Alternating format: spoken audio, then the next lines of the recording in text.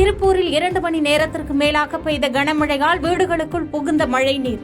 தற்காலிக மாற்று இடம் வழங்க வேண்டி அப்பகுதி மக்கள் கோரிக்கை. மதுரையில் வரும் 24ஆம் தேதி அதிமுக சார்பில் உண்ணாவிரத போராட்டம் நடைபெறும்.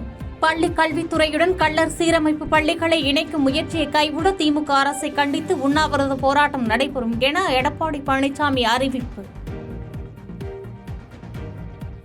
உண்மையான சமூக நீதியை பாதுகாப்பது பிரதமர் மோடிதான் என மத்திய இணையமைச்சர் எல் முருகன் பேச்சு.